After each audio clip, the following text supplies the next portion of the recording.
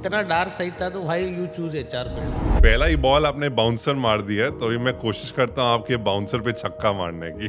HR as a function, HR as a fraternity has the spotlight on them, and there have been so many podcasts about the spotlight.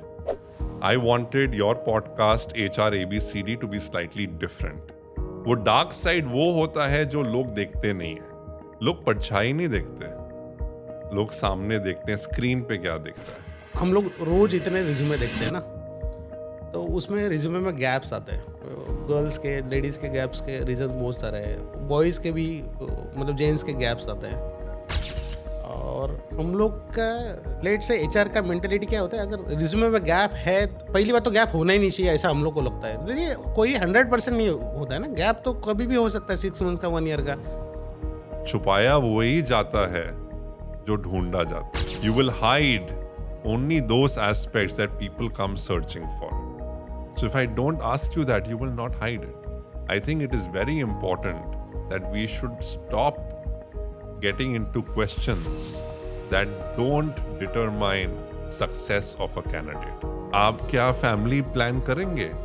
आपको बच्चा चाहिए? How on earth, how on hell is it related to the performance of the person on the job?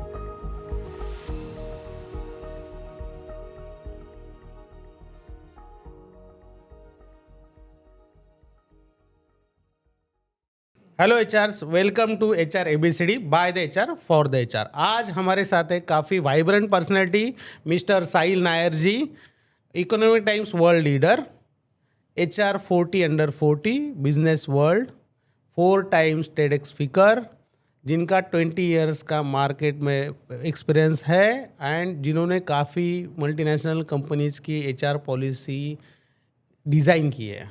तो इतनी vibrant personality आज हमारे साथ है और आज का पॉडकास्ट का सब्जेक्ट है the dark side of HR।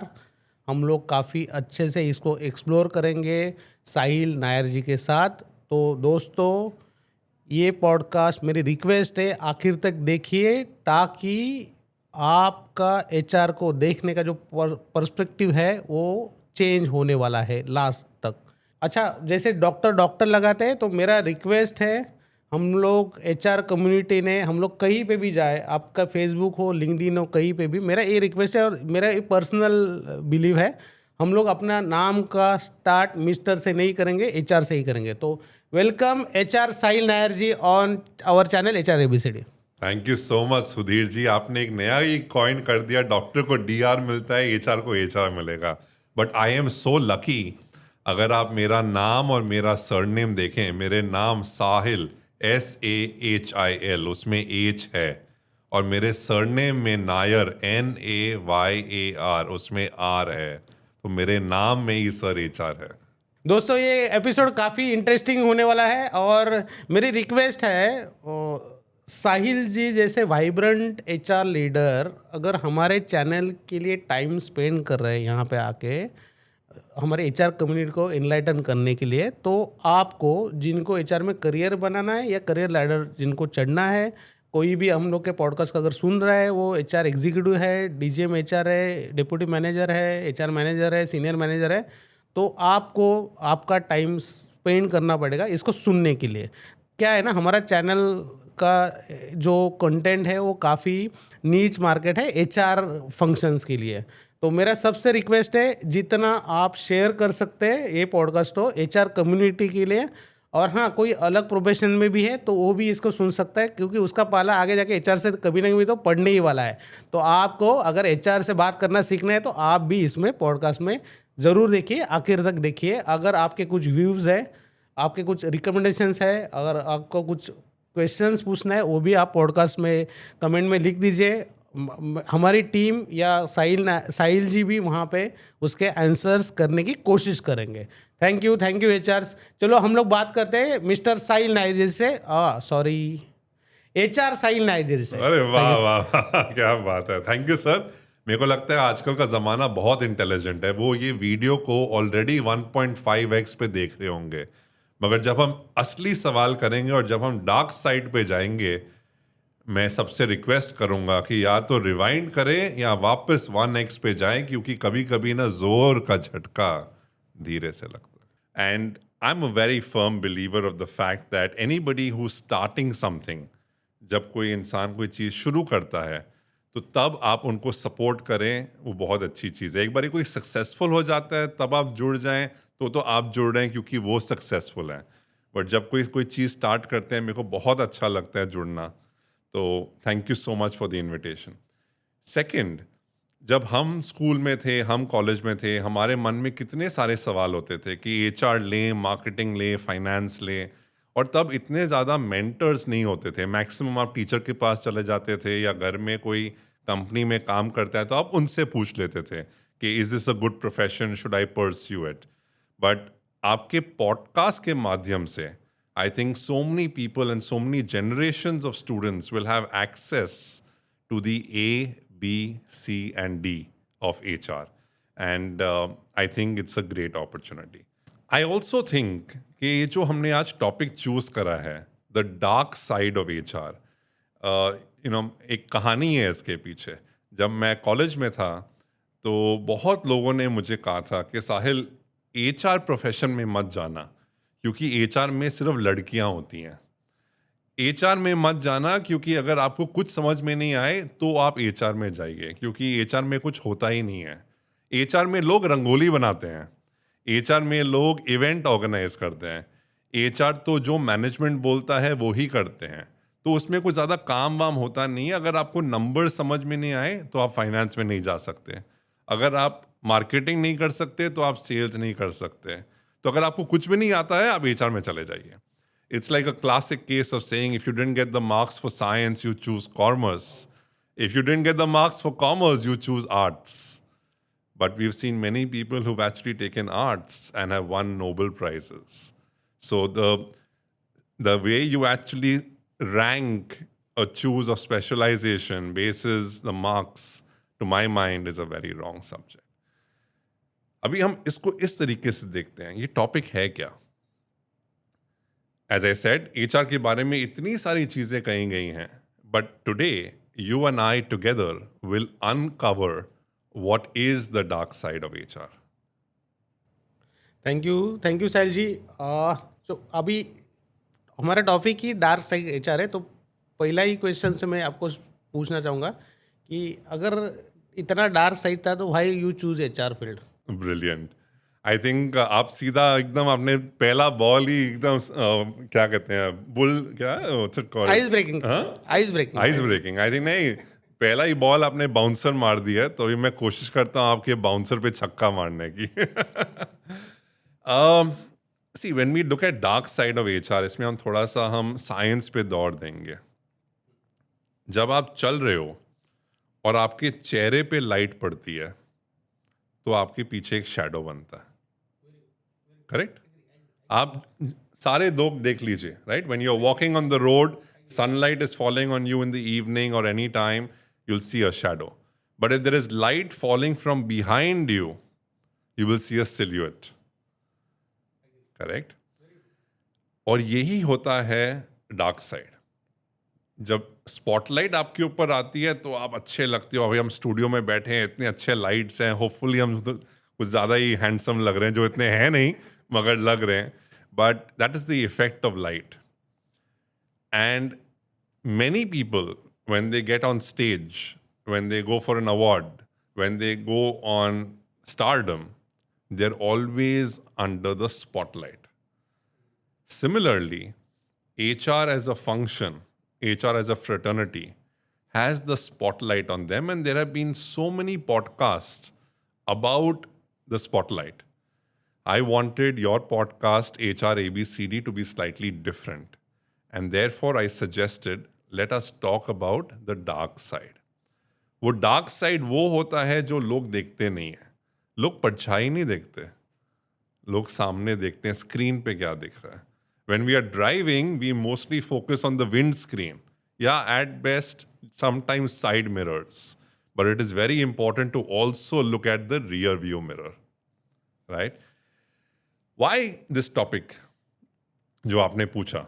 I think this topic is very relevant because हम हमेशा बच्चों को बोलते हैं ये अच्छी चीज़ है, पॉजिटिविटी पे फोकस करो, अच्छा चीज़ें देखो, but that is not necessarily true all the time. मेरे हिसाब से एक बैलेंस्ड व्यू लेना बहुत ज़रूरी है. So while of course there is the sunshine, there is also the moon that shines. While there is light, there is darkness.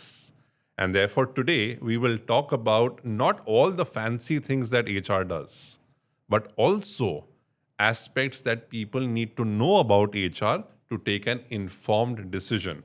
If they want to make a career in HR, if they want to build a career in HR, and what are the other aspects they should be mindful of. साहिल जी, मैं next question आपको करना चाहूँगा कि जैसे dark side में कुछ कुछ words है, तो उसमें कौन सा ज़्यादा वर्ड्स आपको अच्छा लगता है? एक है हायरिंग, दूसरा है अप्राइजल, तीसरा है ट्रांसफ़र, चौथा है फायर. तो ये चारों वर्ड्स में से आप कुछ भी करो, कहीं ना कहीं आपको लाइट भी मिलने वाला है और शैडो भी मिलने वाला है. तो ये चारों वर्ड्स में से आपका कौन सा फेवरेट है? सर मेरा दो चीज़ें फेवरेट है. एक तो आपने बता दिया है which is hiring, and the second is training. ये दो चीज़ मेरे को मेरे दिल के बहुत करीब है. सबसे पहले we talk about it from an HR standpoint, you call it talent attraction, right. दो तरीके के मार्केट होते हैं. एक एम्प्लॉयर मार्केट होता है, एक एम्प्लॉई मार्केट होता है. एम्प्लॉयर मार्केट तब होता है when the employer is stronger, supply बहुत है कैंडिडेट्स के, डिमांड कम है. तो जब डिमांड कम है, सप्लाई ज़्यादा है, हमें पता है प्राइस को क्या होता है, हमने इकोनॉमिक्स में पढ़ा है, right. And therefore the employer becomes powerful. In another market where supply is less, candidates बहुत कम है, स्किल बहुत नीश है, बट एम्प्लॉयर्स ज़्यादा हैं. So demand is more, supply is less, we know what happens to price. तब आप कुर्सी पे बैठ के ये नहीं बोल सकते कि oh I don't like this candidate और we will get back to you.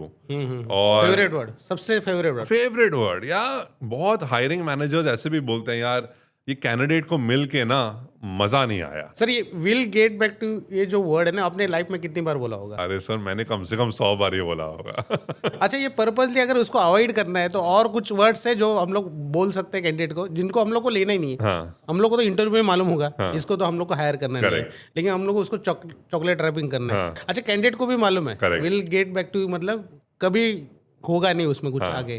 तो ये उसके अलावा हम लोग क्या बोल सकते हैं? सर मैं दो चीज़ें बोलूँगा. एक तो we will get back to you बोलने में कोई खराबी नहीं है. प्रॉब्लम तब आती है when we don't get back to you. हाँ, तो वो अगर आप बोलो we will get back to you, internally बात करो, सबसे एक कंसेंसस बिल्ड करो और go back to the candidate. See today the difference between no communication and bad communication, ये चॉइस है. ठीक है, आप वो कैंडिडेट को बोलने वाले हो, आप सिलेक्ट नहीं हुए हो, बैड न्यूज़ है. बट ना बोलना is even worse news, right. So तरीका होता है किस तरीके से आप बोलो, राइट. सेकेंड, जैसे आपने बोला instead of saying we will get back to you, आप क्या बोलो. अगर आपके मन में बहुत क्लियर है कि ये कैंडिडेट को आप नहीं हायर करने वाले हो, looking at the mental state of the candidate, हो सकता है वो करीब 15 इंटरव्यू दे चुका हो, ऑलरेडी हर जगह रिजेक्ट हो गया हो, और एकदम लास्ट होप आपकी कंपनी, आपका इंटरव्यू उसका लास्ट होप है. तो आपको फिर थोड़ा समझ के, थोड़ा एम्पथाइज करके, थोड़ा सा सेंसिटिविटी दिखा के आपको बताना पड़ेगा that listen, this is the role, here are your strengths, but your strengths don't align with the role. I believe that these strengths can be applied in another organization. I have friends here, I will refer you, right? And थोड़ा आप थोड़ा helping nature के करोगे तो वो भी इंसान समझ के लेगा. बट अगर इंसान रेडी नहीं है सुनने के लिए और बहस पे आ रहा है, तो आपको फिर वो कैंडिडेट को थोड़ा अलग तरीके से मैनेज करना पड़ेगा. If a person is not open to feedback, then do they even deserve your feedback, right?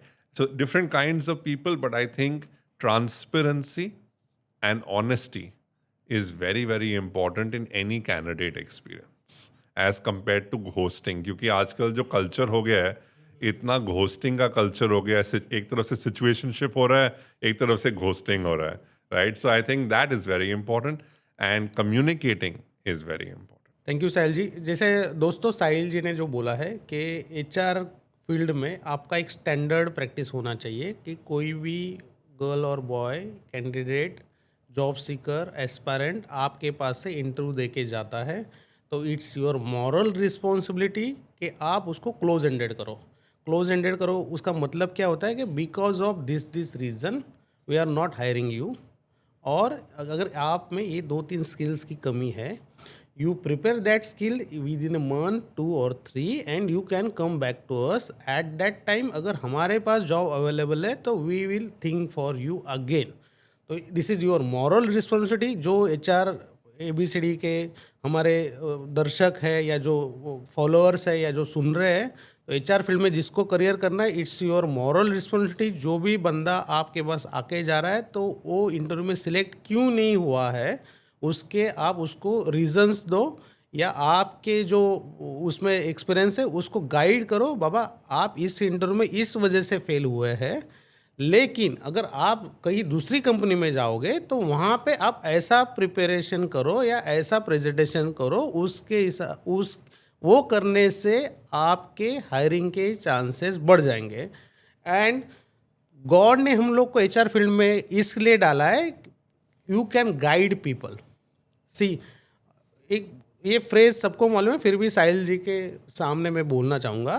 C one time किसी को फूड देना ये हो गया हेल्प, और लाइफ टाइम के लिए किसी को फिशिंग सिखाना वो हो गया, मतलब मेरे हिसाब से आप उसको गाइड कर रहे हो, और गाइड करने के लिए पैसा नहीं लगता।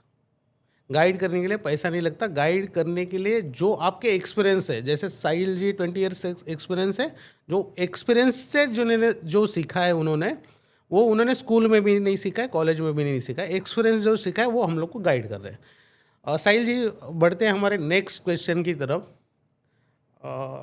काफ़ी ट्रिकी सिचुएशन हमारे लाइफ में आता है। एक जूनियर एम्प्लॉय अननोइंगली उसने कुछ गलती कर दिया और वो 5 to 6 टीम मेंबर के साथ काम कर रहा है। वहाँ पे काफ़ी सीनियर्स भी है जो 6 ईयर 8 ईयर्स 10 ईयर से आपके कंपनी में काम कर रहे हैं।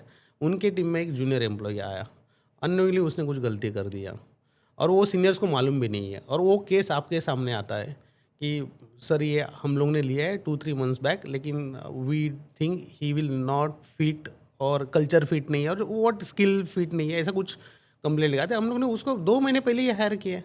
अच्छा, अपना हायरिंग प्रोसेस भी इतना स्ट्रांग है हमारा, वो 1 लेवल फिल्टर 2 लेवल फिल्टर करके हम लोग ने उसको लिया है। और ये जो सीनियर्स है 8-10 ईयर्स एक्सपीरियंस, वो HR पास है, सर ये इसका कुछ करो। अभी इसका कुछ करो मतलब क्या करो? अभी ये अगेन डार्क साइड में जा रहा है। करेक्ट। तो यहाँ पे जो HR कम्युनिटी है या जो एस्पायरेंट है या किसी को भी HR फील्ड में ये चैलेंजेस आता है तो वो उसको कैसे हैंडल करे? Please guide us. I think जो आपने सवाल पूछा Sudhir ji is such a relevant and practical example, and I think this will be very helpful for people. I think 2-3 things, right? Number 1, अगर मैनेजमेंट ने डिसाइड कर लिया कि उसको निकालना है तो आप कितना भी कर लो, कितना भी आप लॉजिक दे दो, लॉजिक फेल हो जाता है। क्योंकि एक इंसान ने अपना मन बना लिया कि मेरे टीम में या मेरे कंपनी में मेरे को ये बंदा या बंदी नहीं चाहिए, correct? So then there is very little that you can do. Of course आप अपना पॉइंट रख सकते हो, बट अगर आप आपका पॉइंट नहीं सुनने वाले क्योंकि उन्होंने मन बना लिया है तो आप भी ज़्यादा कुछ कर नहीं पाओगे, क्योंकि कंपनी आपकी नहीं है, आप एक एम्प्लॉय हो। ये प्रैक्टिकल आंसर है। दूसरा, डज दैट मीन कि आप कुछ नहीं करोगे उसके बारे में? वहाँ भी गलत है, आप फेल हो जाओगे। सो आपको एक डायलॉग चालू करना है, और उस डायलॉग से आपको ये समझना है कि डायरेक्टर साहब या मैनेजर साहब या जो भी आप हैं, आपसे भी लाइफ में कितनी बारी गलतियां हुई हैं, आपके बॉसेस ने भी आपको मौका दिया है, राइट? सो अगर आपको मौका मिला है, क्या आपको नहीं लगता कि इसको थोड़ा मौका देना चाहिए, या इनको थोड़ा इन्वेस्ट करना चाहिए, इनको थोड़ा हेल्प करना चाहिए? तो ऐसा एक जो आप पर्सनलाइज्ड कॉन्वर्सेशन करते हो, और अगर आपकी खुद की क्रेडिबिलिटी है, इक्विटी है, तो सामने वाला भी आपको सुनेगा और इनको मौका मिलेगा। But that is not enough. You need to then spend time with the employee and tell the employee that listen, this is our culture. Even if you made a mistake, it's fine. own up to it, take responsibility, have an owner's mindset. And next time there is something, discuss it with your boss, saying, I think I made a mistake, can you guide me, ask for help if you're not aware. तो आपने दोनों तरफ से coaching कर लिया, manager को भी समझा दिया कि 2 मिनट में हर चीज़ नहीं बनती, थोड़ा टाइम लगता है, इंसान सीखता है, राइट. और आपने एम्प्लॉय को भी समझा दिया कि देखो यार गलती होती है, बट थोड़ा सा आप केयरफुल रहिए. जानबूझ के तो कोई उठ के नहीं बोलते आज मैं ऑफिस जाऊंगा और आज मैं 5 गलतियां करूंगा, ऐसे कोई नहीं करता. तो अगर गलती हो रही है तो थोड़ा उसको सुधार करना चाहिए. और तीसरी और मोस्ट इम्पॉर्टेंट बात, आपको ये देखना है that if someone is thinking of cutting their losses, क्योंकि बहुत सारी गलतियां हो गई हैं, then how do you communicate it in the most effective manner where you don't make the problem the person. इंसान गलती नहीं है, गलती गलती है. तो अगर आप ये दोनों चीज में एक डिफरेंशिएट कर पाते हैं, आप वो इंसान को बोलते हैं देखो ये जॉब में 100% एक्यूरेसी बहुत ज़रूरी है, क्योंकि इतने इतने रिस्क इन्वॉल्व है, और maybe you are not suited for this. आप कोई और जॉब ले लीजिए जहाँ आप गलती करोगे, कोई बात नहीं, मैनेज समझ के लेंगे, बट यहाँ पे नहीं हो रहा है. And give that person enough time to possibly search for another job और put him in a different team और work with a different manager as the case may be. तो वो थोड़ा सा काउंसलिंग भी करेंगे तो भी बहुत फ़ायदेमंद होता है. थैंक यू साहिल जी. साहिल जी ने काफ़ी अच्छा फ्रेज़ यहाँ पे लर्न करने जैसा है. एंड अभी मैं हमेशा बोलता हूँ this is a real takeaway of this podcast. तो यहाँ इस पॉडकास्ट में काफ़ी टेक अवेज मिलेंगे अपने HR कम्युनिटी को. उसमें से एक है इंसान गलत नहीं है, गलती गलती गलती है.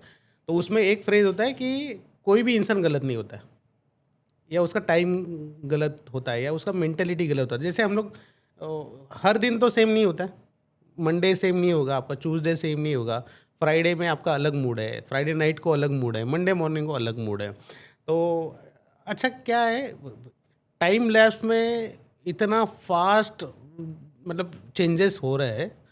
मीडिया भी अपना कुछ दिखा रहा है, अभी कुछ न्यूज़ चल रहे हैं मार्केट में, हर कोई अपने करियर के लिए परेशान है. इतना AI आया है, मेरा जॉब चला जाएगा क्या, ये हो जाएगा क्या. तो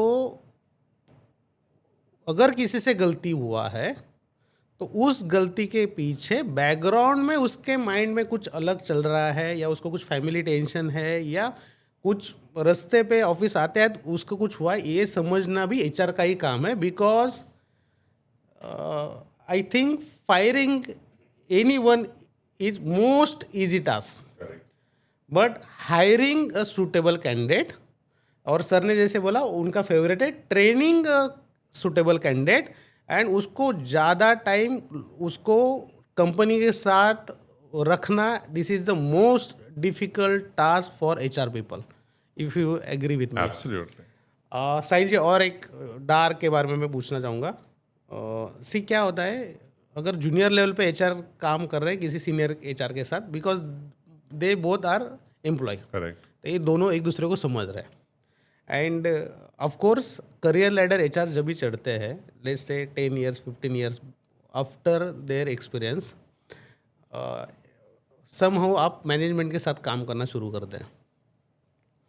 अच्छा, आप किसी कंपनी के साथ 5 साल से 10 साल से काम कर रहे हो डायरेक्टली विथ मैनेजमेंट और डिसीजन मेकर्स. ओके, अच्छा, उन्होंने ही आपको लेट्स से 50 या 100 पीपल को गो आउट करने के लिए बोला है, और बोला साहिल आप थोड़ा देख लो, आपके हिसाब से आप उसको कुछ गोल गोल घुमा के थोड़ा चॉकलेट रैपिंग करके बटरिंग करके उनको टाटा बाय बाय करो, ठीक है.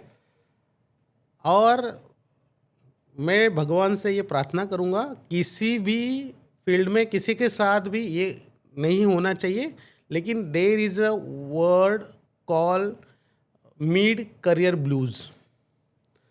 वो काफ़ी लोगों के साथ हो रहा है बिकॉज टेक्नोलॉजी इन्वॉल्विंग काफ़ी हो रहा है. और HR में भी, HR इज़ ऑल्सो एम्प्लॉय. तो आप मैनेजमेंट के साथ काम कर रहे हो, 5 साल में 10 साल में आपने मैनेजमेंट के कहने के बाद ही 50-100 लोग को टाटा बाय बाय किया है. और एक दिन आपके या कोई आपके इन सॉरी टू से कोई HR के साथ में मिड करियर ब्लूज आता है, बिकॉज उसने तो कंपनी को अपना दिल जान दे दिया. करेक्ट. ब्लड स्वेट सारा. काफ़ी कंपनी में ऐसा होता है कि कोई एम्प्लॉई मैनेजमेंट के साथ इतना उसका लगाव हो जाता है कि वो बाहर के वर्ल्ड में क्या चल रहा है वो देखता ही नहीं है। That's true. क्या टेक्नोलॉजी चल रहा है, क्या टैलेंट सेट चाहिए, क्या स्किल सेट उसको बढ़ाना है। अच्छा एज में भी होता है ना कि 50 ईयर्स बाद क्या सीखना है, 40 ईयर्स बाद क्या है मेरे को आ रहा। अच्छा मेरे को तो सारा मालूम, 20 ईयर्स एक्सपीरियंस में हुआ तो मेरे सामने कौन खड़ा रहेगा। लेकिन समहाउ नया टेक्नोलॉजी से कोई भी आगे बढ़ सकता है, कोई भी अपना बॉस बन सकता है। अभी मैनेजमेंट के कहने से हम लोगों ने 100 लोग को टाटा बाय बाय किया है, और एक दिन एक एचआर के लाइफ में आ गया कि मैनेजमेंट को लगता है यार बाबा यही अभी इसकी ज़रूरत नहीं हम लोग को। तो फिर मैनेजमेंट आपको बोलती है बाबा चॉकलेट रैपिंग करके बस हो गया अभी आपका, तो हम लोग को फ्रेश टैलेंट चाहिए। तो मेरा क्वेश्चन ये है, जैसे जैसे आपका एज बढ़ रहा है ना, वैसे वैसे चैलेंज बढ़ रहा है, तो कोई भी एचआर पीपल इसको कोप कैसे करे? कोई भी एचआर या कोई भी मैनेजमेंट का किसी भी फील्ड में कैसे कोप अप करे? So, Sudhir ji, if I've understood your question correctly, you're saying with the changing times, how do you stay relevant? Because if you are not relevant, people will not have you around, correct? I think 3 things are very important. Number 1 is, जैसे आपने कहा, हम एक AI की दुनिया में जी रहे हैं. If you are going to be averse to technology, कि मेरे को टेक्नोलॉजी अच्छी नहीं लगती, मैं अपने आप काम कर लूँगा, तो आप वाइप आउट हो जाओगे. बहुत क्लियर बात है. सेकेंड, अगर आप अजाइल नहीं हो, क्योंकि पहले क्या था, चेंज होता था मगर 10 साल में एक बार ही कुछ ऐसा चेंज आता था. अभी आप सुबह क्या देख रहे हो, रात को सो रहे हो, सुबह उठ रहे हो, अगले दिन कुछ और चेंज आ गया है.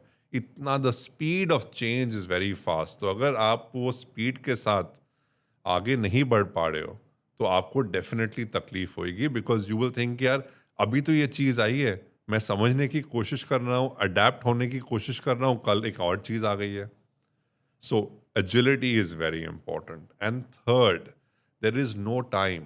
No one has time to come and spoon feed you. अगर आपको लगेगा कि कंपनी बैठ के मेरे को सिखाएगी या मेरा बॉस टाइम निकाल के मेरे को सिखाएगा, the expectation today is you have to learn on your own. आप एक पॉडकास्ट सुनिए, आप एक ऑनलाइन कोर्स कर लीजिए, आप एक कंटिन्यूस एजुकेशन कर लीजिए, whatever it takes. But unless you do not invest in yourself, nobody will invest in you.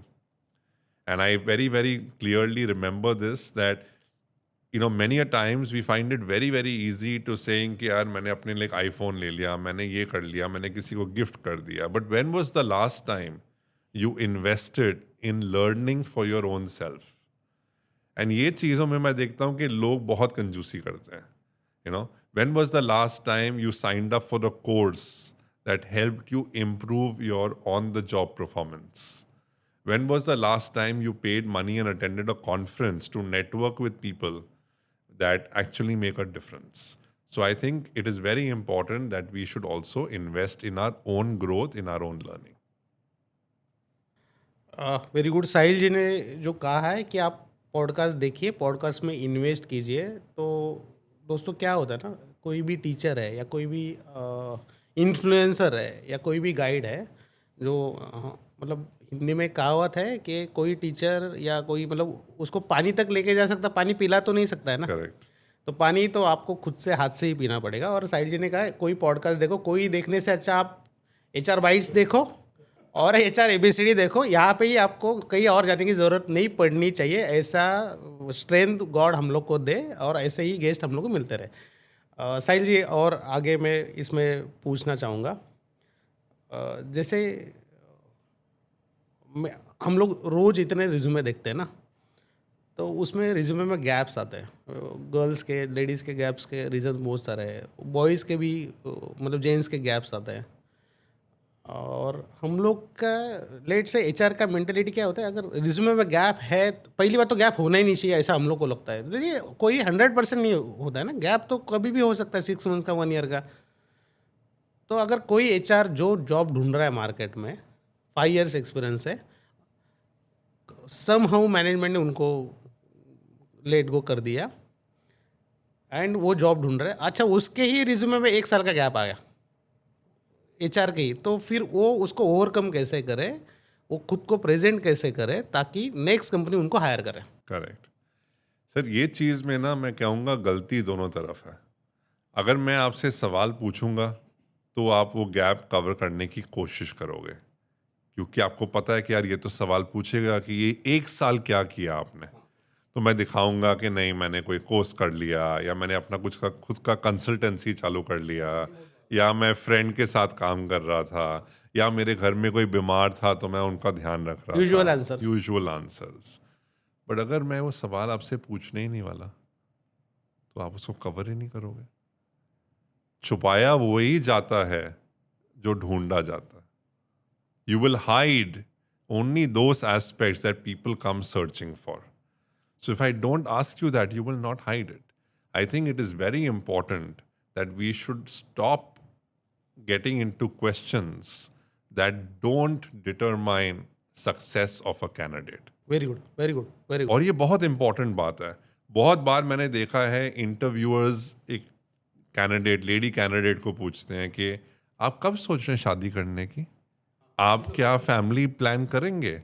आपको बच्चा चाहिए? How on earth, how on hell is it related to the performance of the person on the job? Agree, agree. It is not. आपको ये लग रहा है कि यार ज्वाइन करते ही वो मैटरनिटी पे चले जाएगी, मेरे को पैसा भी देना पड़ेगा, और ऑब्वियसली वो काम भी नहीं करेंगे, तो फिर वो आपकी सोच वैसी है। Agree, agree. But if it is not related to the candidate or the candidature or the performance or the potential, as an interviewer, you should not be asking such questions. Yes, I do understand कि एक due diligence नाम की भी चीज़ होती है कि यार 1 साल का गैप है, क्या हो गया, कहाँ थे। इंसान में क्यूरोसिटी भी होती है कि भाई अरे ये मेरे को गैप दिख रहा है, मैं पूछूं। But if it is not relevant, don't ask. If you think it is relevant, you should have a justification why it is relevant. And if you're not able to provide a justification, then please don't go down that route. जो रास्ते पे मुझे जाना नहीं, मैं क्यों पूछूं कि वहाँ खड्डे हैं या नहीं है? मेरे को उस रास्ते पे जाना ही नहीं है। Agree, agree, agree. सर जी काफ़ी अच्छी बात कही, और ये सॉरी टू से आई एग्री ऑन पॉडकास्ट। ये जो साहिल जी ने पूछा, मैं मेरे इंटरव्यू में भी काफ़ी गर्ल्स को या लेडीज़ को ये क्वेश्चंस पूछता हूँ। आज से मैंने बंद कर दिया। बहुत बढ़िया, मेरे को बहुत खुशी हुई सर। आज पॉडकास्ट में मैंने, आज से मेरे इंटरव्यू के सामने कोई भी आएगा तो उनको ये क्वेश्चन पूछना मैंने बंद कर दिया। बहुत अच्छा सर। अगर आपने सुन के मेरी बात ये बंद कर दिया, और सोचो लाखों लोग ये पॉडकास्ट देखेंगे, अगर हर एक इंसान ने ये बंद कर दिया, लोगों को झूठ बोलना बंद हो जाएगा। क्योंकि मैं वो छुपाऊंगा ही नहीं, मैं बोलूँगा yes I was on a break. और आप पूछोगे नहीं क्यों, because the point is very simple. Yes, हमने कोविड में ये भी देखा है कि लोगों ने ट्रस्ट किया और लोगों ने फिर एआई की मदद से गलत आंसर दिए, कॉपी पेस्ट किया, चीटिंग करी, वो सब भी हमने नोटिस किया। तो एथिकल इश्यूज भी आते हैं, आई am not denying that, but वो सवाल पूछ के कभी भी आपको सही जवाब नहीं मिलेगा। वो गैप अगर इलेजिटिमेट है, या एक इंसान ने 2 कंपनी में एक ही टाइम पे काम किया है, उसको पकड़ने का तरीका बहुत अलग है। सवाल पूछ के नहीं पकड़ना है आपको। आप ईपीएफओ के पोर्टल पे जाइए, आपको दिख जाएगा ड्यूअल एम्प्लॉयमेंट हो रहा है, दो जगह पीएफ जा रहा है एक टाइम पे, आपको पता चल जाएगा। आप रेफरेंस चेक करिए, बात करिए लोगों से, आपका नेटवर्क इतना स्ट्रांग होना चाहिए, आपको पता चल जाएगा कि बंदा का बैकग्राउंड क्या है। Agree, but agree. आप उससे सवाल पूछेंगे और सोचेंगे कि वो सच में आपको बोलेगा। हम लोगों से मांगते हैं, Sudhir ji I am hiring you, please give me 2 हाँ, रेफरेंसेस। हाँ, सब मांग रहे। Yes, agree. आप कभी कोई रेफरेंस का नाम दोगे जो आपका दोस्त है कि दुश्मन है? Agree, agree. कभी भी कोई सामने से ये नहीं बोलोगे दिस बॉस हेटेड मी और this company terminated me and therefore please talk to them. आप हमेशा अपने अच्छे बॉसेस का, अच्छे टीम मेंबर्स का, जहाँ भी आपको पता है कि वो पॉजिटिव बोलेंगे आपके बारे में, तो फिर वो उनका ही मतलब ही तो, क्या है? उनका ही तो। So if that is proven that I will give a positive reference because I want you to get a positive result, if you ask me a question, I'll give you a fabricated answer. Agree. बात करने में मुझे ही इतना अच्छा लग रहा है क्योंकि मुझे ही काफ़ी लर्निंग मिल रहा है। तो साहिल जी, नेक्स्ट क्वेश्चन ऐसा है कि कोई भी एचआर फील्ड में अगर करियर लैडर चल रहा है तो टॉप जो पोजीशंस है, जैसे एक डायरेक्टर है, वीपी एचआर है, सीएचआर है, ठीक है, तो ये सारे टेक्नोलॉजी इवॉल्विंग के साथ अगर किसी को करियर लैडर यहाँ तक पहुँचना है, लेट्स से उन्होंने 15 इयर्स बैक कुछ सीखा है एजुकेशन किसी इंडिया में किसी कॉलेज से, और आज अलग ही चल रहा है इंडस्ट्री में, तो उसको आपने बोला कि वो कुछ खुद पे इन्वेस्ट करे, कुछ लर्निंग करे, तो क्या करें? मतलब करने सी क्या है ना, एक होता है लर्निंग लेना, मैं कुछ फीस भर रहा हूँ, एक 10,000 20,000 वॉट एवर में भी, वहाँ से कुछ मैं लर्न कर रहा हूँ।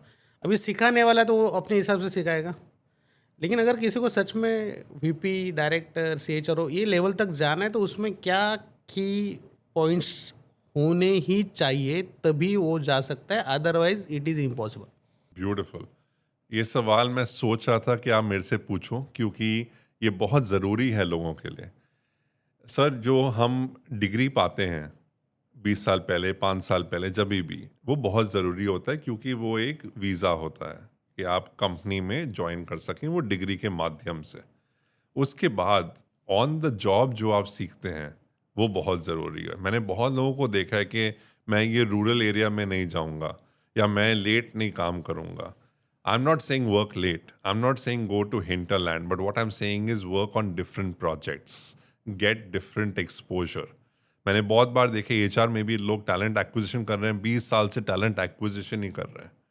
उनको आइडिया ही नहीं है कि L&D में क्या होता है, कैसे होता है, टोटल रिवॉर्ड्स क्या होता है, और अगर आप इंगेजमेंट कर रहे हैं कैसे होता है, PMS कर रहे हैं वो कैसे होता है। So I think being a full stack, जैसे इंजीनियर होते हैं full stack engineer, full stack HR होना बहुत ज़रूरी है, because then you understand and you can appreciate other sub functions in HR।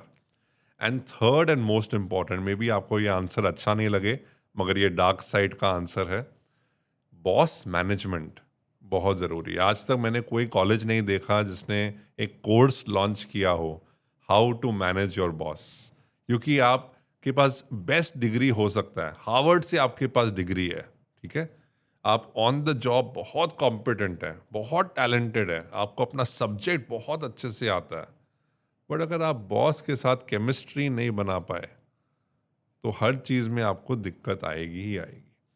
और जितना भी हम नहीं चाहें, कॉर्पोरेट वर्ल्ड एक पिरामिड की तरह है, तो अगर आपको ऊपर जाना है तो आपको थोड़ा सा चॉप चॉप चॉप करके ही ऊपर जाना है। And I have notice that good people, और let me put it differently, very few good people make it to the top staying away from politics. अगर आप नहीं भी चाहो, पॉलिटिक्स आपको खींच लेता है।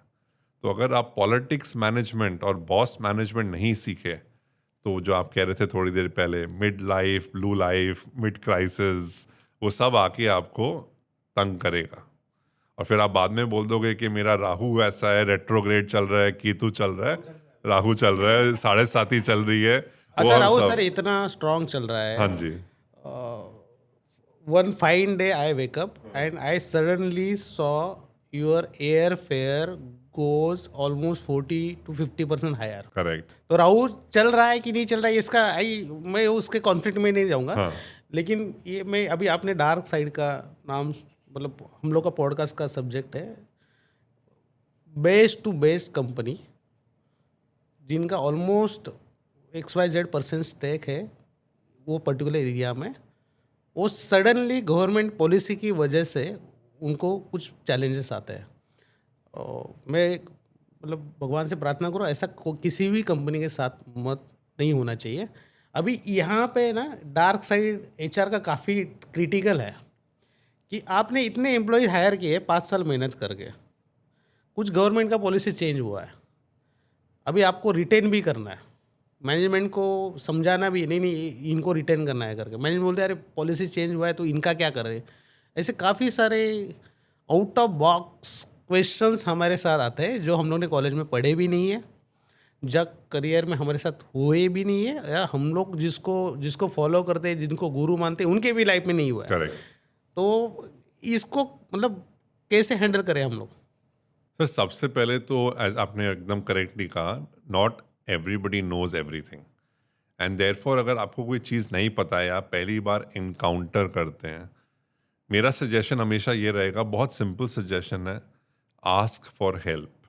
पता नहीं क्यों जब हम थोड़े सीनियर हो जाते हैं तो हमें लगने लगता है कि how can I ask for help, it's not right. हमारा ईगो ऐसा इतना बीच में ईगो आ जाता है कि यार अगर हम मदद मांगेंगे तो हम छोटे बन जाएंगे। बिल्कुल नहीं छोटे बनोगे आप वनरेबल बनिए, बोलिए नहीं आता है मेरे को, मैंने ये नहीं किया है। और आप एक इंडस्ट्री पीयर को फ़ोन कर सकते हैं कि यार आपकी कंपनी में 6 महीने पहले 10,000 लोग को निकाला गया था, आपने क्या किया, कैसे किया, मीडिया में कैसे नहीं आया, आपने कैसे संभाला। भले ही वो सोचे कि आपको नहीं आता है, ठीक है नहीं आता, मेरे साथ पहली बार हो रहा है। Ask for help. नंबर 2, बचपन से ना सर हमें किसी ने इंसान बनना नहीं सिखाया, मगर माँ बाप ने परवरिश दी है। भले ही आपका बड़ा घर हो या छोटा घर हो, बड़े आप चौल में पैदा हो या आप 5 स्टार होटल में पैदा हुए हो, बड़े आप सबसे बड़े हॉस्पिटल में पैदा हुए हो या एक बाजू वाले नर्सिंग होम में पैदा हुए हो, हम सबके माँ बाप ने जितनी उनकी क्षमता थी हमारे परवरिश में उन्होंने इन्वेस्टमेंट किया है। ऐसे मौके होते हैं वो इन्वेस्टमेंट पे ROI दिखाने के लिए, जो हम रिटर्न ऑन इन्वेस्टमेंट कहते हैं। यही मौका है जब आप काइंड बन सकते हो। And to be kind you do not need any certification program. To understand somebody else's pain you do not need a PhD. And to feel the person's pain and help them and guide them, you do not need to be Einstein, you just need to be human. और अगर हम ये basic चीज़ें दिखा सकते हैं ना, तो सामने वाले को भी समझ में आ जाएगा कि ये सिचुएशन है। और जैसे मैंने पहले कहा था, the problem is not with the person, the problem is the situation. Because of a government change और अ रेगुलेशन और a budget control, we have to request some people to go. But if you can do it with the heart more than the mind, you will realize that you have done your job well. Very good Sahil ji. उसमें अभी last इसमें आपने बोला था demand and supply का, अगर supply ज़्यादा है तो फिर डिमांड का कुछ रेशो चेंज हो जाता है। अभी इंडिया में अलग चैलेंज है, हमारे पास सप्लाई काफ़ी है लेकिन जो हायरिंग का रेशो है ना वो काफ़ी कम है। मतलब हमारे मतलब मैं ऐसा किसी पर्टिकुलर एजुकेशन सिस्टम को कुछ बोलना नहीं चाहूँगा, लेकिन हमारा जो बाय प्रोडक्ट एजुकेशन सिस्टम जो है अप टू द मार्क नहीं है, ऐसा मुझे लगता है। दैट इज़ माय पर्सनल ये। और इंडस्ट्री तो हर दिन चेंज हो रहा।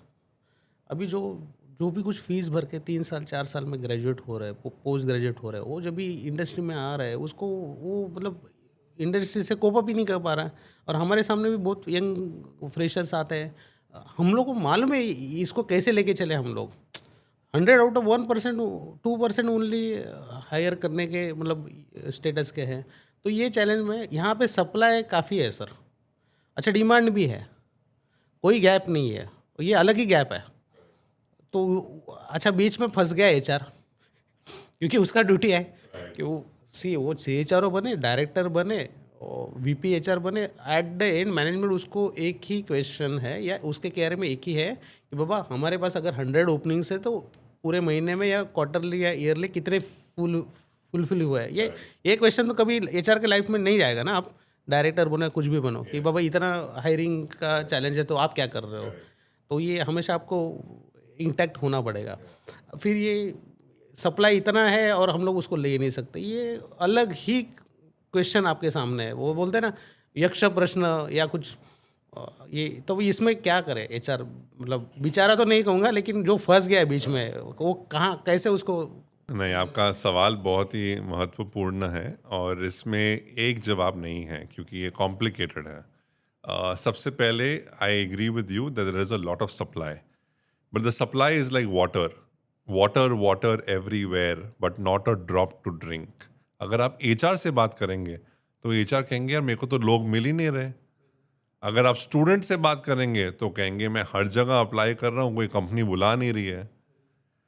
तो आप देखिए ये बहुत ही विशियस सर्कल है, क्योंकि जो पास आउट हो रहे हैं वो नॉलेज के बेसिस पे पास आउट हो रहे हैं, बट कंपनीज को चाहिए स्किल, और यहाँ पे अंतर आ रहा है। आपके पास नॉलेज है स्विमिंग कैसे करनी है, बट कंपनी चाहता है कि आप पानी में कूदो और स्विम करो और एक तरफ से दूसरे तरफ 9 सेकंड में पहुंचो, तभी मेरा काम होगा। एग्री, वो आता नहीं है। Very good. क्योंकि मेरे को पता है कि बैक स्ट्रोक है, बटरफ्लाई है, अलग अलग तरीके हैं स्विमिंग के, मेरे को वो नॉलेज है। अगर मैं एक टॉपर स्टूडेंट भी हूँ तो बाकी लोग को तो सेमेस्टर 1 के बाद सेमेस्टर 2 में जाए, उनको याद ही नहीं कि सेमेस्टर 1 में पढ़ा क्या है, सब्जेक्ट क्या थे वो भी मालूम सब्जेक्ट क्या है वो भी नहीं मालूम, तो वो तो कैटेगरी छोड़ ही दो आप। मैं कह रहा हूँ अगर जो इंटेलिजेंट है वो भी बेचारा नॉलेज पा रहा है, स्किल नहीं पा रहा है। स्किल नहीं होगा तो आप काम नहीं कर पाओगे। दूसरा, जो लोग टेक सेवी हैं वो एआई पे इतने डिपेंडेंट हो गए हैं स्किल पाने के लिए कि बोल रहे हैं यार आप बताओ क्या करना है, मैं 5 मिनट में पता करके कर लूंगा। बट वो सही है या गलत है, एथिकल है या बायस है, वो कोई जा ही नहीं रहा है उसमें। तो वो सेकंड बड़ा चैलेंज आ जाता है। एंड तीसरा, जो टैलेंटेड लोग हैं उनके भी थोड़े नखरे होते हैं। तो वो कहते हैं यार मेरे को ये नहीं करना, ये पैसा बहुत कम है, ये सैटरडे वर्किंग है, मेरे को वो नहीं करना। तो वहाँ पे प्रोग्रेसिव कंपनीज अगर नहीं हैं तो टैलेंटेड लोग वो कंपनीज ज्वाइन नहीं कर पाते, तो इसलिए उनके पोजीशंस क्लोज नहीं होते। So it is a very very challenging job for HR, and therefore I said I love recruiting but I also love training. Because आप बाहर से कितना ही हायर कर लोगे, जो आपके एग्जिस्टिंग लोग हैं क्या आप उनमें इन्वेस्ट कर रहे हो to become better versions of themselves by learning, by development, ताकि they can contribute to the success of your company. मेरे माइंड में अभी भी एक आया कि जो परफॉर्मर है उसको तो ग्रोथ चाहिए, या एक तो आपके ऑर्गेनाइजेशन में चाहिए, नहीं तो वो कहाँ से भी ले लेगा, बिकॉज ये वो परफॉर्मर है, चैंपियन है। अभी एज ए एचआर डायरेक्टर और आप जिस पोजीशन में हो, ये ऑर्गेनाइजेशन में अलग लेवल के चैलेंज बढ़ गया। अभी 5 साल पहले मैंने किसी को हायर किया है विद XYZ पैकेज, ठीक है। अच्छा, वो इतना टॉप परफॉर्मर है, 5 साल में उसने कंपनी को भी इतना आगे बढ़ाया है कि मतलब कंपनी में प्रोग्रेस हुआ उसके और। अच्छा, उसका पैकेज हम लोगों ने 5 साल में बढ़ाया भी है, लेकिन वापस उसका एक्सपेक्टेशन है ऐसा है कि मार्केट में कॉम्पिटिटर कुछ अलग दे रहा है, लेट से 30% हाइक दे रहा है, 40% हाइक दिया है। अच्छा, मैनेजमेंट को मालूम है मार्केट में कितना हाइक चल रहा है, मैनेजमेंट का पैसा भी है, लेकिन मैनेजमेंट को तो सबको देखना है ना, किसी 1, 2 या 5 जो हीरोज़ है पिक्चर में उनको खाली स्पॉन्सर करके चलेगा नहीं, क्योंकि मैनेजमेंट को मतलब ऑफिस के एक्सपेंसेस देखने हैं, सारे देखने हैं, तो एक बैलेंस करके चलना है। अच्छा, उसमें फंस गए एचआर, क्योंकि वो तो आपका मतलब रिसोर्स है, टॉप रिसोर्स आपको कुछ हाइक मांग रहा है, मैनेजमेंट बोल रही साहिल नहीं होगा, देख लो। अभी क्या साहिल जी क्या देखे उसमें, वापिस फंस गए डार्क साइड। तो आप या कोई भी अगर उसमें है तो कैसे हैंडल करें उसमें? देखो, ये आपने जो सवाल पूछा ये एक्चुअली एक बहुत ही डार्क एरिया है, क्योंकि इसमें जो होता है ना सुधीर जी, इसमें एक थोड़ा साइंस है, और वो साइंस है the whole aspect of job evaluation. मेरा ये मानना है कि हर एक काम का एक वैल्यू होना चाहिए, ठीक है, भले ही वो काम सेम हो या सिमिलर हो। मैं आपको एक एग्जांपल देता हूँ, क्योंकि ABCD है तो हम थोड़ा सा ABCD पे जाके ध्यान देते हैं, ठीक है। जो एक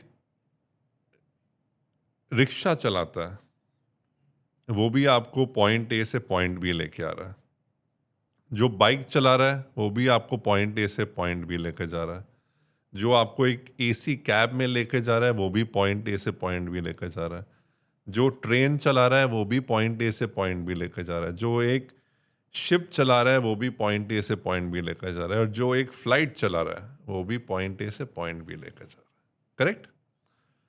बट सबको पगार अलग मिल रही है, करेक्ट। पायलट का पगार अलग है, ऑटो वाले का पगार अलग है, और एक ड्राइवर का पगार अलग है जो गाड़ी चला रहा है। क्यों, आप बताइए सर, क्यों? जो मेरे लाइफ में जो सीखा है ना कि ऑटो वाला उसकी ऑटो कहीं पे भी लेके जा सकता है, कैब वाला भी कहीं पे भी टर्न करके गाड़ी लेके जा सकता है, लेकिन जो पायलट है उसका रूट फिक्स है। उसके सामने अगर 200, 300, 500 कंट्रोल्स है, वो सारे कंट्रोल्स देख के उसको एक स्पॉट से A स्पॉट से लेके B स्पॉट पे लेके फ्लाइट लेके जाना है। लेकिन जो भगवान न करे ऐसा किसी के साथ हो, लेकिन उसके घर में किसी की डेट भी हो गई तो भी वो फ्लाइट साइड में पार्क करके वो फंक्शन अटेंड नहीं कर सकता, ये करने नहीं जा सकता है। अच्छा, उसका माइंड भी इतना स्टेबल चाहिए कि वो फ्लाइट भी स्पॉट तक सेफली लैंड करने के बाद जो उसके पीछे बैठे हैं 200-500 लोग, उनका वो हेल्थ का प्रॉपर ख्याल रख के ही उसको लैंड करे। और ये जो माइंडसेट के साथ वो फ्लाइट पे बैठता है, चेयर पे बैठता है, बिकॉज ऑफ दैट ओनली उसका अर्निंग ज़्यादा होता है। Beautiful. You can correct me if I am wrong. Beautiful sir, you are absolutely correct. तो हर एक जॉब का एक वैल्यू होता है, एक क्रेडेंशियल होता है और रिस्क भी है, जैसे आपने बोला। बट अगर मैं सोचूं कि मेरे पायलट को मैं 2 लाख रुपए महीने दे रहा हूँ, बट सुधीर जी जो अभी दूसरे कंपनी में, वहाँ उनको सिर्फ 75,000 मिल रहा है, तो मैं उनको 1.5 लाख दे देता हूँ, डबल, 100% हाइक, बहुत ज़्यादा हो गया। क्या वो सही है?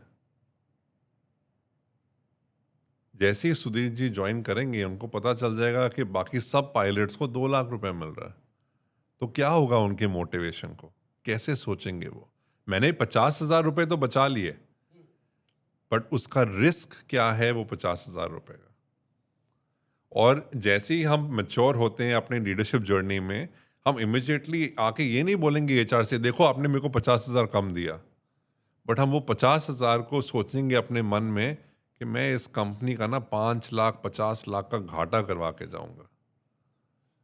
और ऐसे ही ह्यूमन बीइंग जो हमारी प्राणी है, वो ऐसे हैं कि हम उसको ऐसे घुमा के सही टाइम पे, सही वक्त पे, सही तरीके से फिर हम बुलेट मारेंगे या हाईजैक करेंगे। और फिर उसका जो खर्चा होता है, और हमने बहुत सारे न्यूज़ में एग्जाम्पल देखे हैं आजकल के, जब एक आईटी वाला बंदा कंपनी छोड़ के जाता है, वो सबके पासवर्ड चेंज कर देता है या हैक कर देता है। अभी न्यूज़ में आया था 2 दिन पहले। तो आपने उसके साथ गलत किया। तो वो पुराने ज़माने में लोग कहते थे नहीं मैं प्रार्थना करूंगा, भगवान जी देखेंगे। अभी कोई कहता है karma is here and now, karma is here and now. आपने मेरे साथ खराब किया, I will give it back to you. अगले जन्म में नहीं होने वाला, इसी जन्म में करना। And that always plays out. So my point is, you can look at it from a cost perspective, or you can look at it from the doing the right thing perspective. आपकी औकात नहीं है 2 लाख देने की, आपकी औकात है 1 लाख देने की। पैरिटी मेंटेन करो। बायस होगा, एक्सेप्शंस होंगे, but is your exception becoming the rule, और are they few exceptions to the rule? ये एचआर का काम है देखना, क्योंकि अगर हर चीज एक्सेप्शन बन रहा है तो फिर आपकी कंपनी में रूल्स है ही नहीं, फिर आप अपनी मनमानी कर रहे हो, या जो लाला है वो अपनी मनमानी कर रहा है। ह्यूमन ओरिएंटेड कंपनी चल रहा है, then there is no process, there is उसको मैं बोला राम भरोसे हिंदू होटल, बोला वो भगवान भरोसे चल रही है company.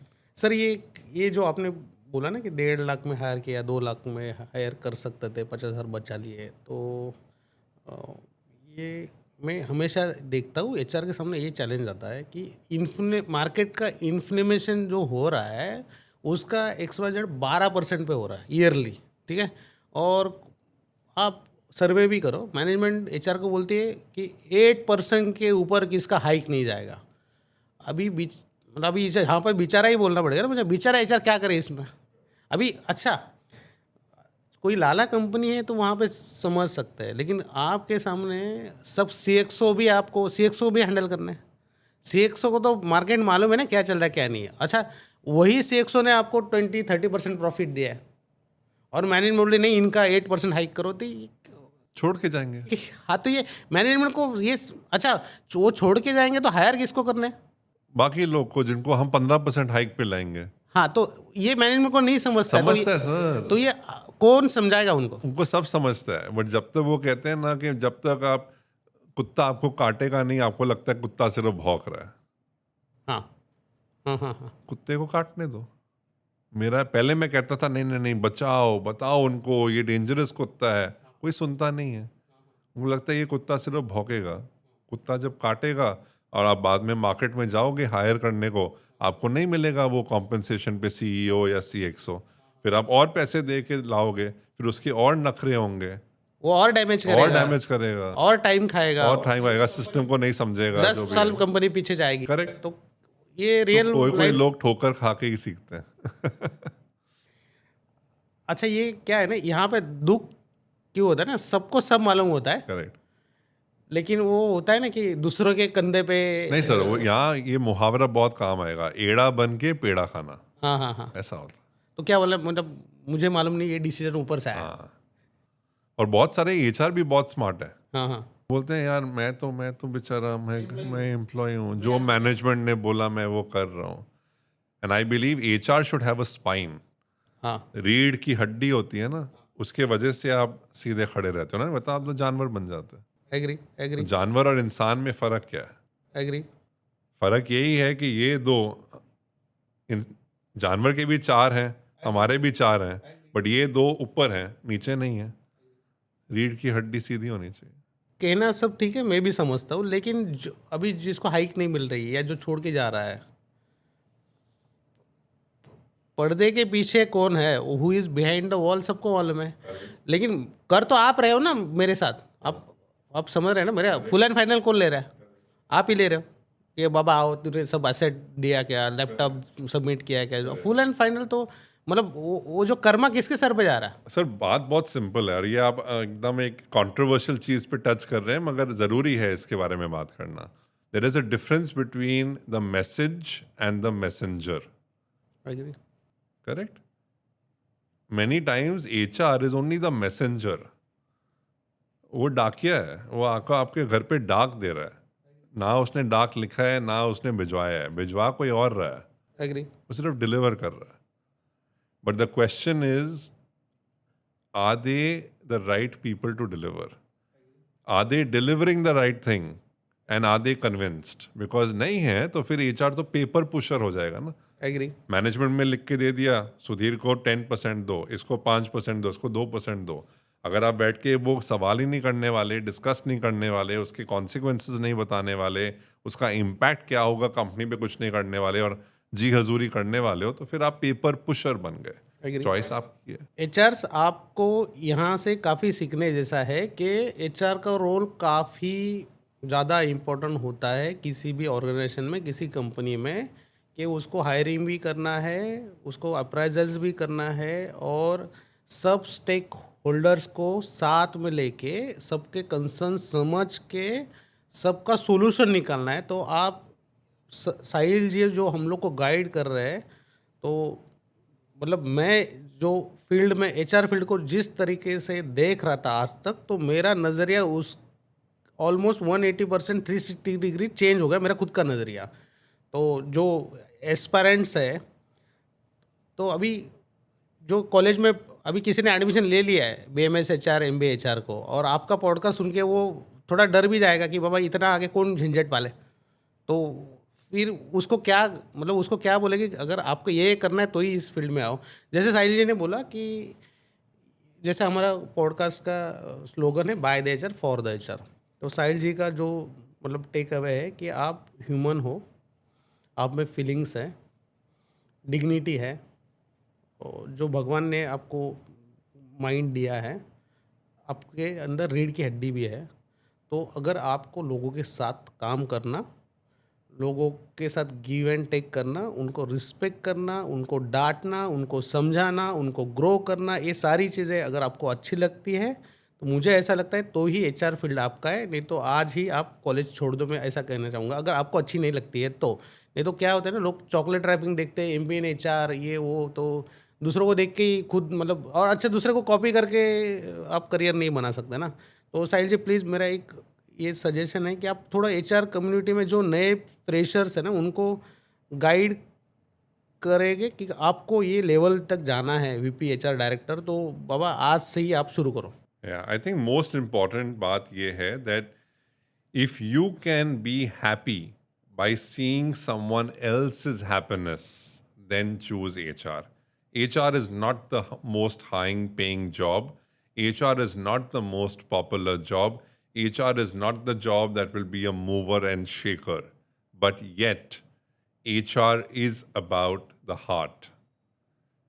And if your heart beats by seeing other people successful, if your heart beats by seeing the CEO who you hired on the front page of the newspaper, if your heart beats that because you contributed to someone's life or you saved someone's job, their family is indebted to you, then please choose HR. But if you want to be on the front page, if you want to be a mover and shaker, if you want to be someone who is playing with finances and growing companies on the business side, then HR is not the place for you.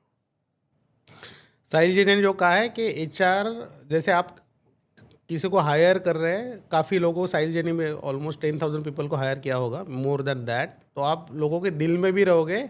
And जो हमारे podcast का subject है dark side of HR, आप लोगों के दिमाग में भी ज़्यादा रहोगे. एम आई राइट? Absolutely, absolutely. अच्छा साहिल जी, हम लोग एक रैपिड फायर राउंड की तरफ जाता है. Bring it on. ठीक है, अरे thank you sir. HR myth you hate the most. That I hate the most. HR myth you hate the most. HR myth, that it's a myth also and I hate it also. It's a very complicated question. मैंने सोचा rapid fire, अभी आप सोचने में मजबूर कर रहे हो. I think that all HR people are competent. One word that described HR life. One word that describes HR life. In one word. Authenticity. One thing that employee do and that immediately irritates HR. Politics. Your favorite HR process. Recruiting. Most overused corporate buzz. We will get back to you. One workplace behavior or culture you immediately ban. Not walking the talk. आप बोलते हैं करेंगे but करते नहीं हो तो मत बोलो ना यार. Simple. One quality every HR person must have. I think they should be, for starters, very good at their job, and second, to be able to find the balance. I think balance बहुत जरूरी है. If not HR, one alternative career. I want to be, and I have actually tried patenting this, I want to be India's first HR turned stand-up comedian. दोस्तों, ये podcast जो है हमारा the dark side of HR काफ़ी वाइब्रेंटली market में जा रहा है और आई एम वेरी श्योर इसके काफ़ी लाइक्स और व्यूज़ बढ़ने वाले हैं. तो ये हम लोग काफ़ी अच्छा काम करें by the HR for the HR. मेरी HR कम्युनिटी से एक रिक्वेस्ट है, जितना ज़्यादा से ज़्यादा आप शेयर कर सकते हो इसको शेयर करो, ताकि नॉलेज शेयर करने से बढ़ता है, कम नहीं होता है. हाँ, पैसा मत दो किसी को, नॉलेज तो दे सकते हैं आप. तो आप ज़रूर, हम लोग कोई नया मूवी आते हैं मार्केट में उसकी मार्केटिंग कर दे, नहीं वो मूवी अच्छा देख, ये देख, वो देख. हम लोग ये कम्युनिटी लिए कर रहे हैं. This is the moral responsibility of every HR. इसको ज़्यादा से ज़्यादा शेयर करो ताकि हमारे जो नेक्स्ट जनरेशन है या जो कोई करियर बना रहा है मार्केट में या कोई टॉप लैडर चढ़ना चाहता है, HR डायरेक्टर, VP HR से HR तक का, तो उसको क्या सीखना है जो बुक्स में या कॉलेजेस में पढ़ाया नहीं जाता है. जो ऑलरेडी डायरेक्टर है, जिन्होंने थाउजेंड ऑफ बुक्स पढ़े हैं, जिन्होंने रियल लाइफ एक्सपीरियंस किए हैं, उनको हम लोग सुन के हम लोग लाइफ में कुछ सीख सकते हैं. और दोस्तों please like, subscribe and bell का बटन दबाइए ताकि आने वाले ऐसे वाइब्रेंट पर्सनैलिटी को जब भी पॉडकास्ट आए तो आपको उसका नोटिफिकेशन आए. और हाँ, और अगर यहाँ इस पॉडकास्ट के ज़रिए मैं एक अपील करना चाहूँगा कि अगर साहिल जी जैसे HR फील्ड में जो मास्टर्स है, जो वाइब्रेंट पर्सनैलिटी है, अगर हमारा ऑडियंस चाहता है कि हम लोग उनको डायस पे लाए या वो हमारे डायस पे आए, तो आप उनका नाम भी रिकमेंड कर सकते हो ताकि हमारी टीम उनको अप्रोच हो और हम लोग उनको रिक्वेस्ट करें, kindly enlighten our HR community. Thank you, thank you, thank you guys. आपका भर भर के प्यार हमें मिल रहा है, ऐसा ही प्यार हमें मिलता रहे और ऐसा ही आशीर्वाद बनाए रखे ताकि हम लोग साहिल जी जैसे, HR साहिल जी जैसे अलग अलग वाइब्रेंट पर्सनैलिटी इस डायस पे लाने की कोशिश करें. Thank you.